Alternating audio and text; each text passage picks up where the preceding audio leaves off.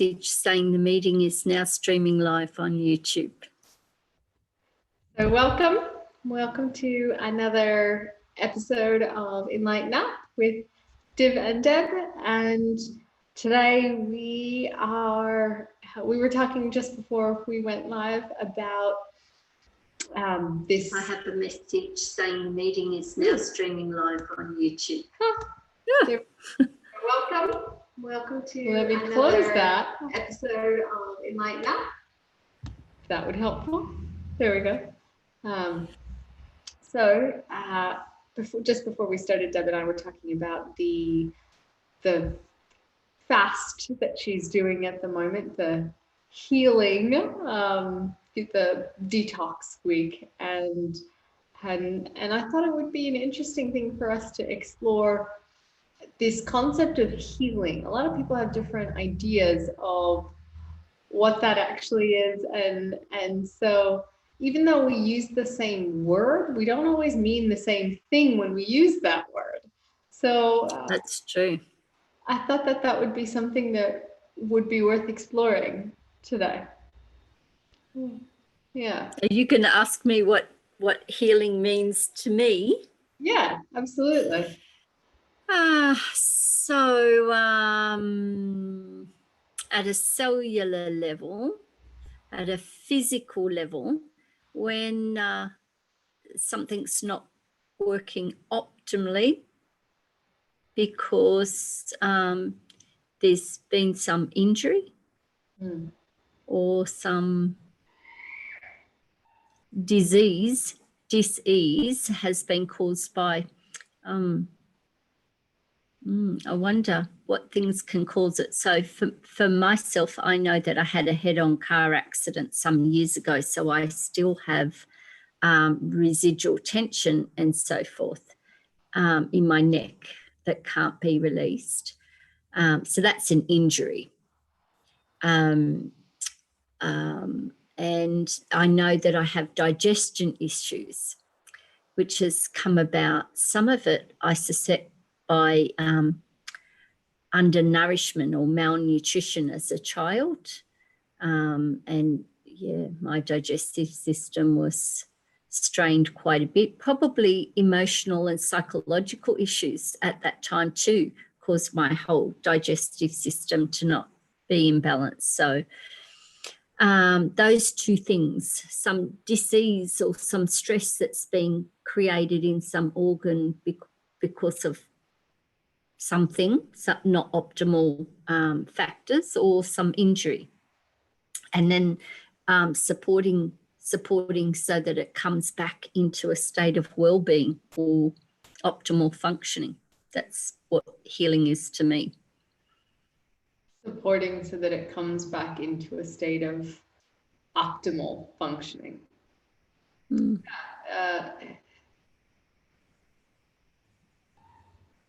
It comes back into a state of whatever it is. Like, for instance, here on my, I don't know if you can see it, but here on my thumb here, I injured that on the top of the oven. I burnt it when I was cooking 2 weeks ago exactly, and it was a very deep burn.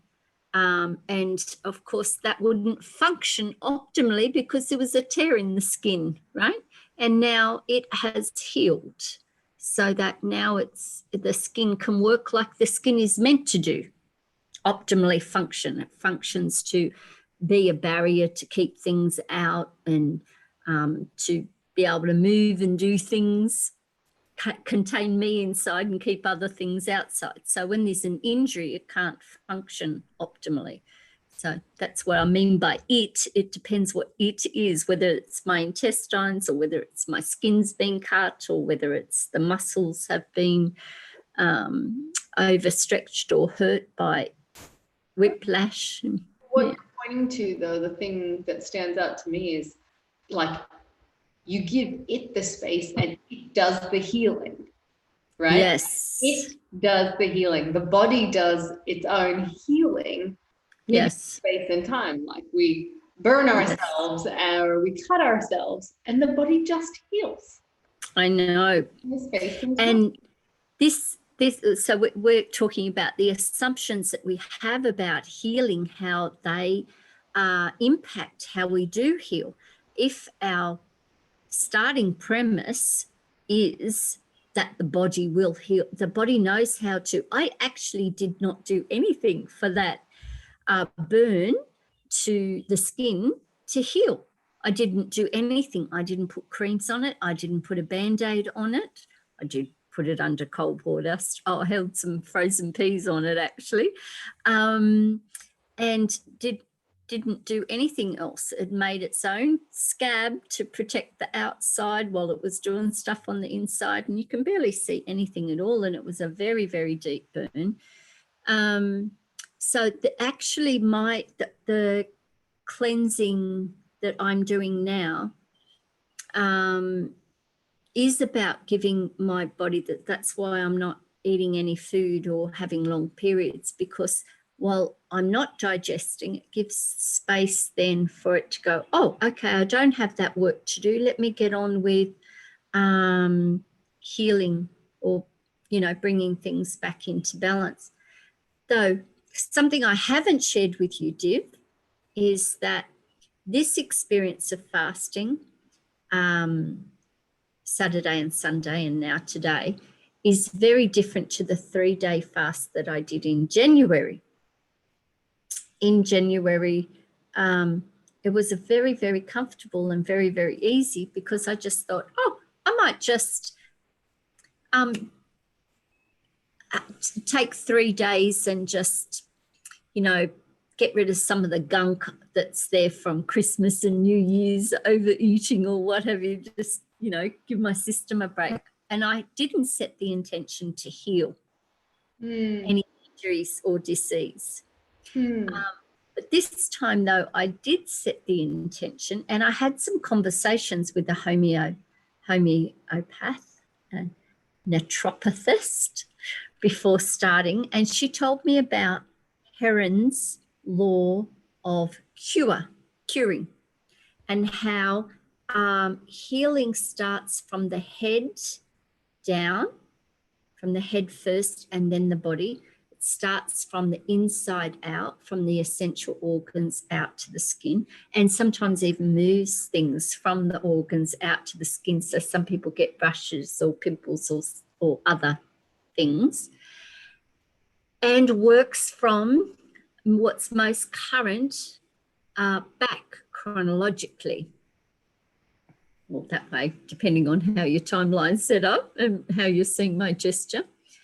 And very interestingly, it was quite comfortable in January, but Saturday when I started, I immediately started to get the symptoms.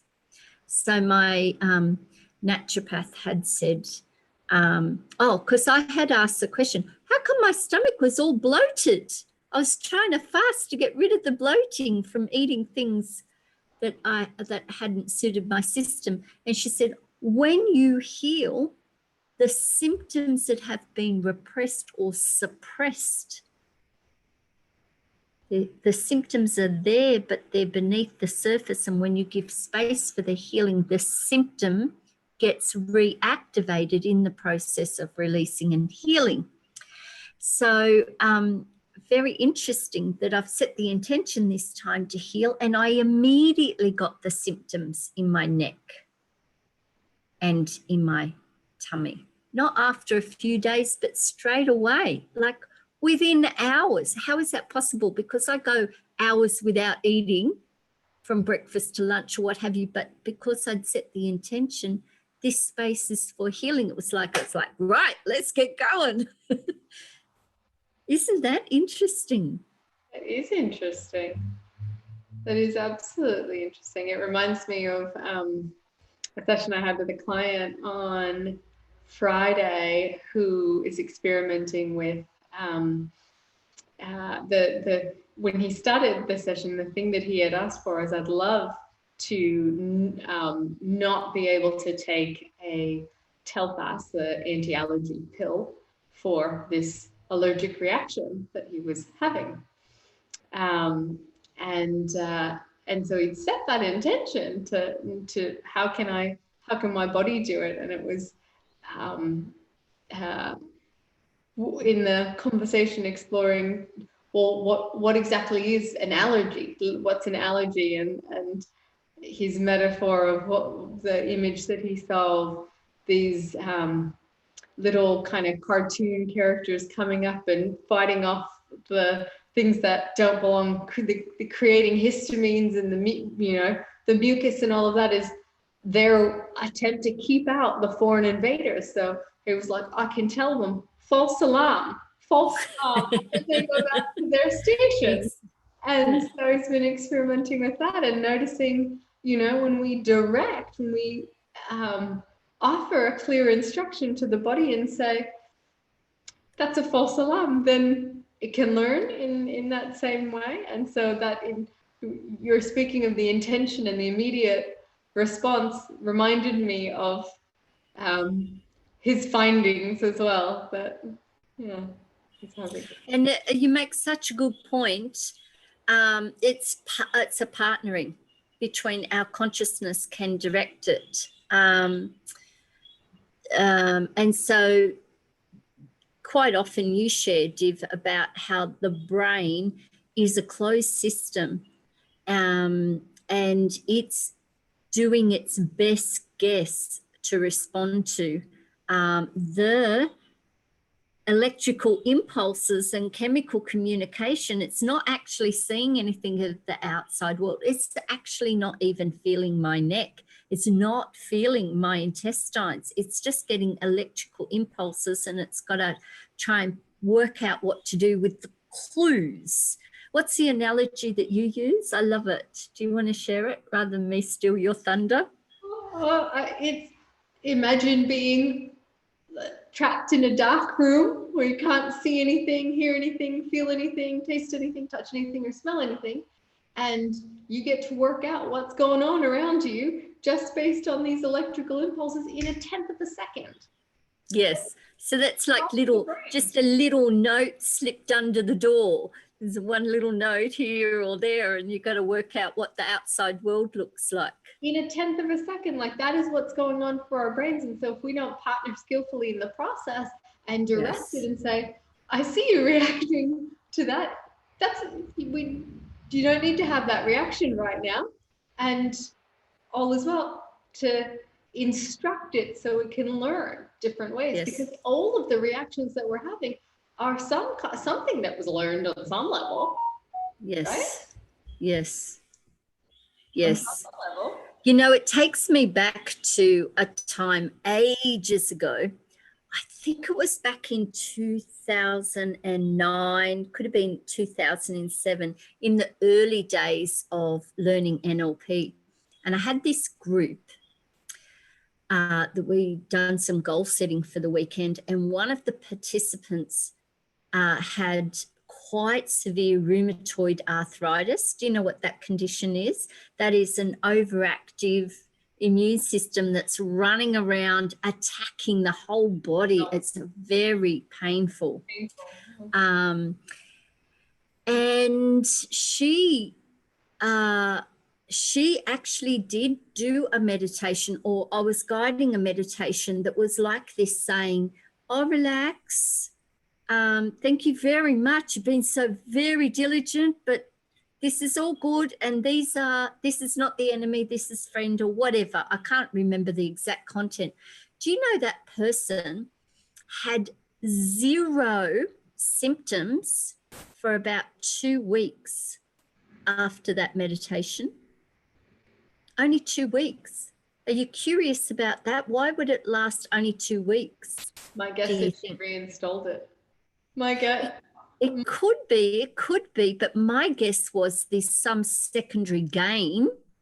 Yes, that would be the motivation for reinstalling it. So the secondary gain is anything we do. This is the assumption that under every behavior is there's a primary motivator, there's a reason we do things, and a secondary gain under every single behavior, primary motivator and secondary gain. So if we find ourselves frequently ill, there will be some primary motivator, there will be some secondary gain those things. And it might be maybe because we are, like, for instance, I don't know if this is true in your experience, but maybe the neck pain is, it's there to tell you, pay attention to the body, because if not, you'll forget about the body and just be so busy working. And so that might be something that is there. So sometimes the symptom is a direct result of some kind of injury, like my thumb, for instance, right? It could be, though, like you say, with sickness, it can have a positive intent, like, well, my unconscious values is it's not good for me to be seeking attention. Maybe I was told that, oh, you're just, oh, don't listen to that child. They're just seeking attention, which is actually what we all as human beings do and need to do, right? And so I might have gone, oh, there's something wrong with me wanting loving attention from others. And so I might not feel it's okay to say, Div, could you just hang out with me for a little, let's just, I'd really love you to tell me that you love and appreciate me in some way, or hang out with me. Would that be okay? You and I can do that. We can just go, look, I'm feeling really shitty. Just tell me how awesome I am, okay? And you'll be like, right, that's okay, I can do that. But many of us can't. And we might have stumbled upon, oh, when I was sick, my mother was just so beautifully attentive and changed to being sweet and soft. And the brain makes an association, just like Pavlov's dog made the association of, when this happens, this will happen. So let's do more of this so this can happen. That's learning. That's what the brain does. And sometimes we have some unuseful strategies, like getting sick, so that we can take a break, get some attention, some loving attention, or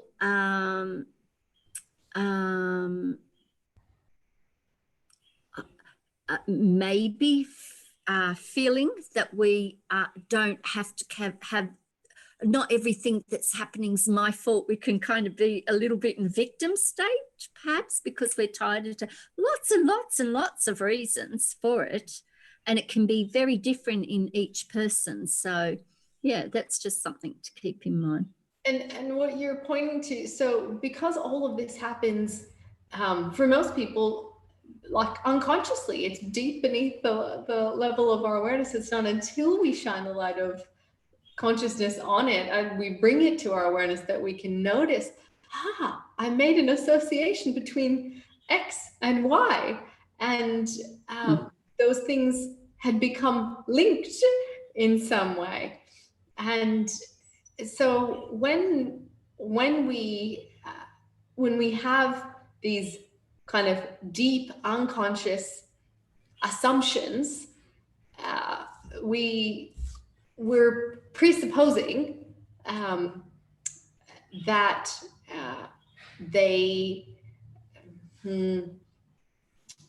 that this will go with that. It's not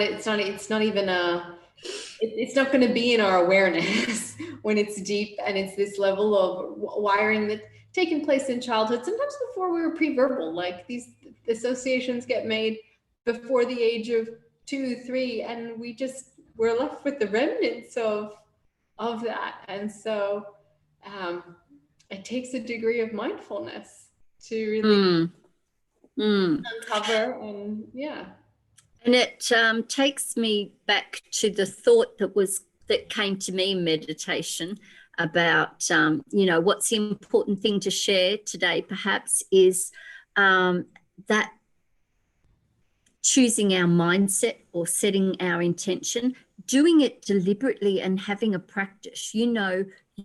We share with our community a process called advanced hindsight,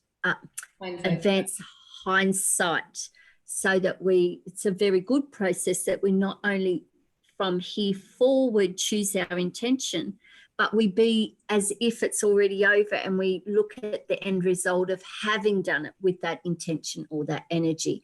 And why it's so powerful to do it consciously and deliberately is because there's just so much going on back there in the background that we don't know about, and we can be sending mixed messages.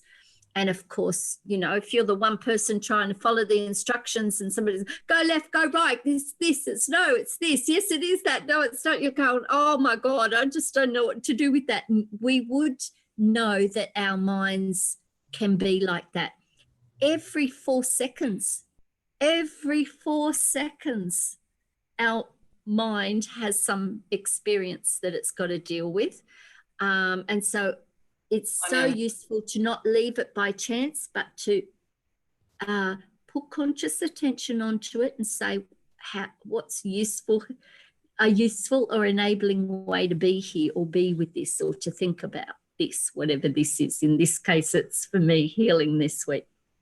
Well, we can offer that to you to consider today. It's what we do in Your Success Code, our community, is Mindset Mondays, to set the intention. How would you like to focus and direct yourself consciously for the week ahead? What is the mindset that will serve you best given what you have to look forward to coming up? And this really points to the awareness that we can't control what shows up. We can control how we respond.